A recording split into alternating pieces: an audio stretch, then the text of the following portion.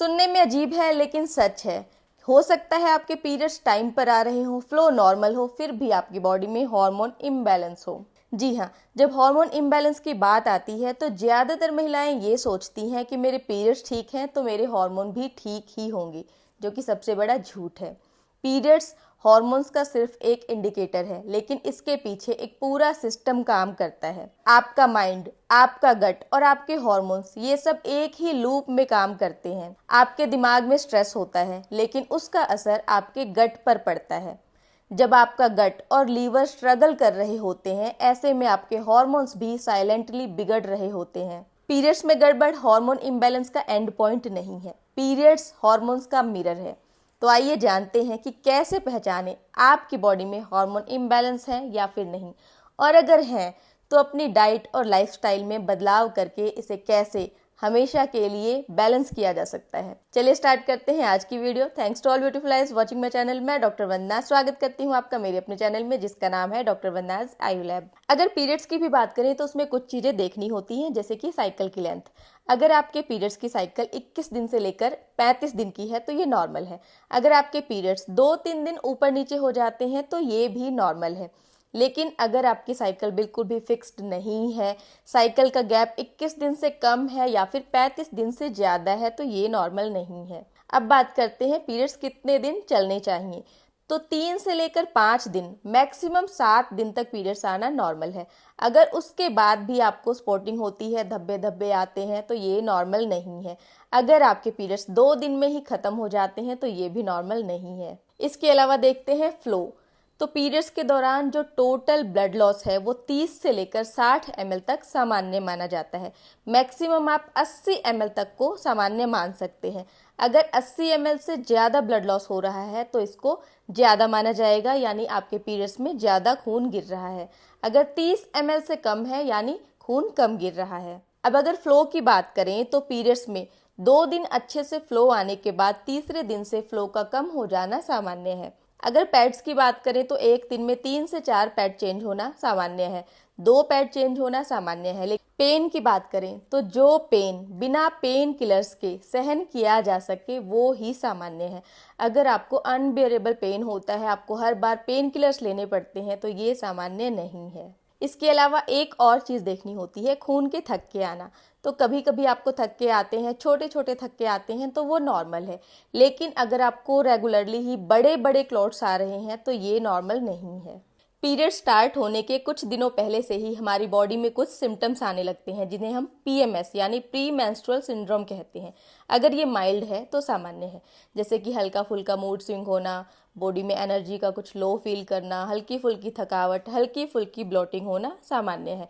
लेकिन अगर आपको बहुत ज़्यादा सिम्टम्स आते हैं, बहुत ज़्यादा ब्लोटिंग होती है कि आप कुछ भी खा पी नहीं पा रहे हैं, एनर्जी बिल्कुल ही डाउन चली गई है, मूड स्विंग्स बहुत ज़्यादा हो रहे हैं, आपको रोने का मन करता है, आप रोने भी लगते हो, तो ये सामान्य नहीं है। किसी किसी में PMS इतना सीवियर आता है कि उनको पैनिक अटैक्स आने लगते हैं, डिप्रेशन फील होने लगता है, ये बिल्कुल भी सामान्य नहीं होता। पीरियड्स खत्म होने के बाद भी अगर आपकी बॉडी में एनर्जी लेवल इम्प्रूव नहीं होता, आप थकावट महसूस करते हैं, कंसंट्रेशन नहीं बनता, दिमाग कंफ्यूज रहता है, इमोशनली आप स्टेबल नहीं हैं, तो ये सब नॉर्मल नहीं है। नॉर्मल पीरियड्स वो हैं जिसमें सिर्फ न कि साइकिल और फ्लो ही नॉर्मल हो, इसके साथ ही आपका मूड भी स्टेबल हो जाए, पीरियड्स के बाद एनर्जी लेवल इंक्रीज होने लगे और आप हल्का महसूस करें। लेकिन सोसाइटी ने हमसे झूठ बोला है, बहुत ज़्यादा पेन हो रहा है, नॉर्मल है, सबको होता है, फ्लो ज़्यादा हो गया तो कोई बात नहीं, सबको ब्लड लॉस होता है। हमसे बार बार ये सब झूठ बोले गए हैं। हाँ, ये सब कॉमन है, लेकिन कॉमन होने का मतलब नॉर्मल होना नहीं होता। चलिए अब एक चेकलिस्ट बनाते हैं। आपको हर सवाल का जवाब यस या नो में देना है। अगर नो ज़्यादा हुए तो समझ लें कि आपकी बॉडी में हार्मोन इम्बैलेंस है। चेकलिस्ट में नंबर 1 पर आता है साइकिल की टाइमिंग। क्या आपके साइकिल की टाइमिंग 21 से लेकर 35 दिनों के बीच की है? क्या आपको हर बार पीरियड्स सेम गैप पर ही आते हैं, 2 या 3 दिन से आगे पीछे नहीं होते हैं? दूसरी चेकलिस्ट, क्या आपके पीरियड्स का फ्लो 3 से लेकर 5 दिनों तक, मैक्सिमम 7 दिनों तक रहता है? क्या आपका फ्लो मॉडरेट है, ना बहुत कम ना बहुत ज़्यादा? पीरियड्स के स्टार्टिंग के पहले और दूसरे दिन पर फ्लो ज़्यादा रहता है, लेकिन तीसरे दिन से कम होने लगता है? क्या आपको पीरियड्स में क्लॉट्स सिर्फ कभी कभी आते हैं, वो भी छोटे छोटे? क्या आपको इतना ही पेन होता है जितना आप सहन कर सकें, बिना पेन किलर के टॉलरेट कर सकें? नेक्स्ट पॉइंट, क्या आपका मूड मोस्टली स्टेबल होता है? हल्की फुल्की ब्लोटिंग होती है, हल्की फुल्की थकावट होती है? क्या आपको पीरियड्स के बाद हल्कापन महसूस होता है? एनर्जी लेवल धीरे धीरे इम्प्रूव होने लगता है? कॉन्सेंट्रेशन लेवल बढ़ने लगता है? तो चलिए आप कमेंट बॉक्स में अपना स्कोर बताएं और मैं रिप्लाई में रिजल्ट बताऊंगी। हॉर्मोन्स सिर्फ हमारे पीरियड्स को प्रभावित नहीं करते, बल्कि ये हमारे डाइजेशन, हमारा मूड, हमारी नींद, हमारी स्किन, हमारा वेट, हमारे ओवरऑल हेल्थ को प्रभावित करते हैं। तो 5 मेन हॉर्मोन्स और उनके पीरियड से कनेक्शन की बात करेंगे। सबसे पहले बात करते हैं इंसुलिन की।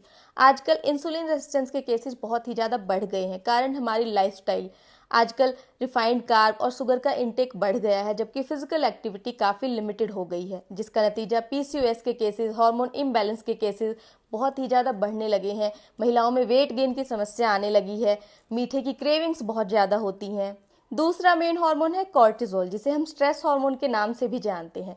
लगातार तनाव बने रहने से हमारी बॉडी में कॉर्टिसोल का लेवल बढ़ जाता है, जिससे मूड स्विंग्स, एंजाइटी, डिप्रेशन जैसी समस्याएं सामने आती हैं। तीसरा मेन हार्मोन है ईस्ट्रोजन। ईस्ट्रोजन ऐसा हार्मोन है जिसका कम होना या ज़्यादा होना दोनों स्थिति में प्रॉब्लम क्रिएट करता है। इसका बैलेंस्ड होना बहुत ही ज़्यादा जरूरी है। फोर्थ हार्मोन है प्रोजेस्टेरोन। हमारी बॉडी में ईस्ट्रोजन और प्रोजेस्टेरोन दोनों का आपस में बैलेंस रहना बहुत ही जरूरी है। 5वें नंबर पर थायराइड हार्मोन। इसे कौन नहीं जानता, हमारी बॉडी का मेटाबॉलिज्म इंजन। अगर ये स्लो हो गया तो हमारा मेटाबॉलिज्म ही स्लो हो जाता है, नतीजा वेट गेन की समस्या आने लगती है, डिप्रेशन फील होने लगता है। सारी बातें तो ठीक हैं, लेकिन हार्मोन्स को बैलेंस कैसे करें? अगर आपको हार्मोन बैलेंस करने हैं तो पहले आपको पूरा लूप समझना पड़ेगा। मैंने वीडियो के स्टार्टिंग में ही बताया था कि हमारा ब्रेन, हमारा गट, हमारी स्किन, हार्मोन सब कुछ एक ही लूप में काम करते हैं। अगर हमें स्ट्रेस की समस्या होती है तो हमारा गट और लीवर हेल्दी नहीं रहते।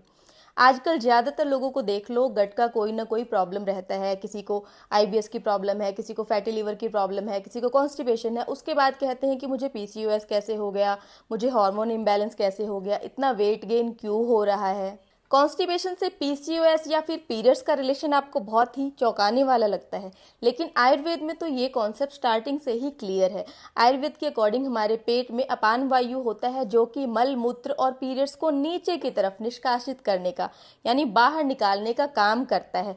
अगर अपान वायु की दृष्टि हो जाती है तो इससे आपको कॉन्स्टिपेशन की समस्या आ सकती है, इसी से आपको पीरियड्स रिलेटेड समस्या भी आ सकती है। पीसीओएस में मोस्टली लोगों में क्या होता है, पीरियड्स का फ्लो नहीं आता, बाहर की तरफ पीरियड्स नहीं निकलते।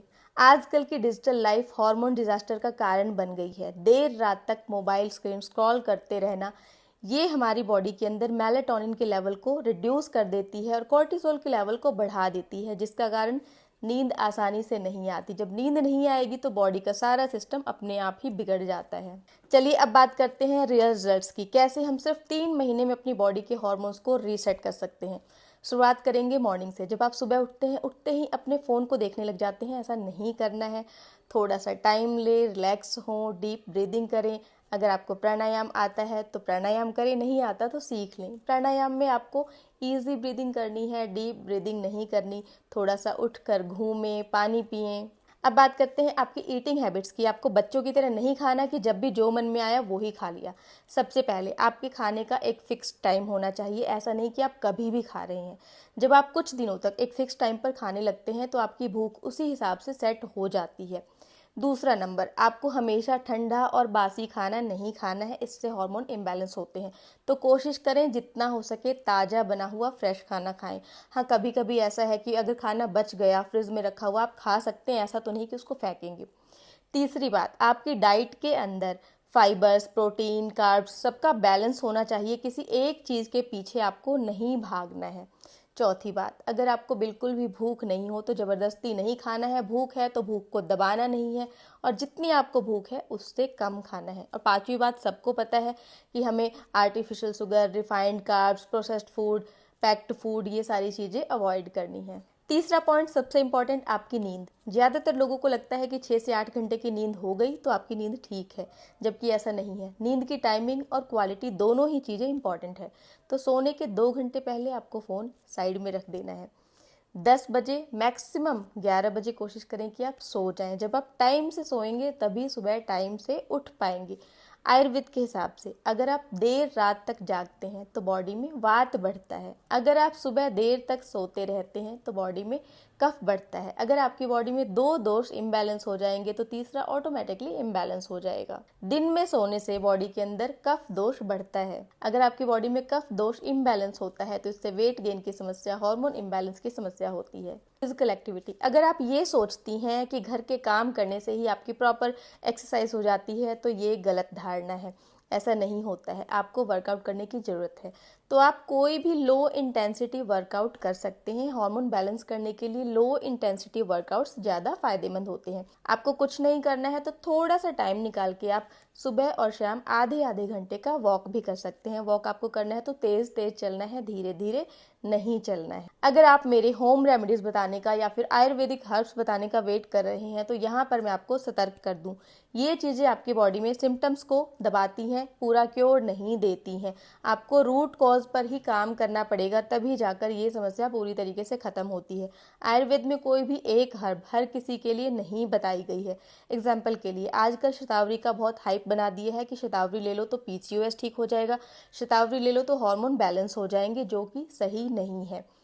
क्योंकि एग्जाम्पल के लिए अगर आपकी बॉडी में कफा इम्बैलेंस है, आपका बॉडी वेट बहुत ज़्यादा है, कफा इम्बैलेंस के कारण आपके जो पीरियड्स हैं नहीं आ रहे हैं, पीरियड्स का फ्लो बिल्कुल कम हो गया है, ऐसे में शतावरी लेना आपको उल्टा नुकसान कर सकता है।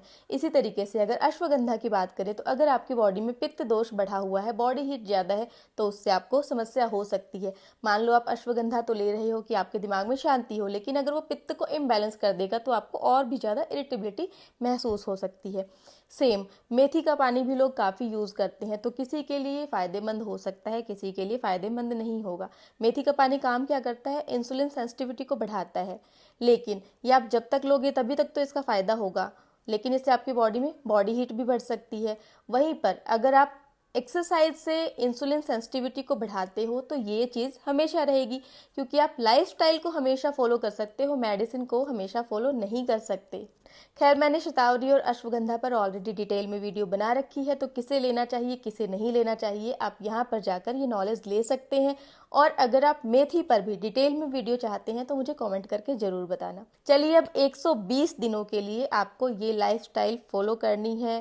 टाइम पर सोना, टाइम पर जागना, माइंडफुली खाना, फ़ोन डिटॉक्स, क्लीन फूड, उसके बाद देखते हैं कि आपको रिजल्ट कैसे नहीं आता। याद रखो, बैलेंस्ड हार्मोन्स यानी बैलेंस्ड लाइफ। हमारी बॉडी में हमारी एनर्जी, हमारा मूड, हमारी ब्यूटी, सब कुछ हमारे हार्मोन्स पे डिपेंड करता है। तो आज की वीडियो बस यहीं तक। वीडियो अच्छी लगी हो तो लाइक कर देना। ऐसे ही और वीडियोस के लिए subscribe to my channel. Stay healthy, keep glowing.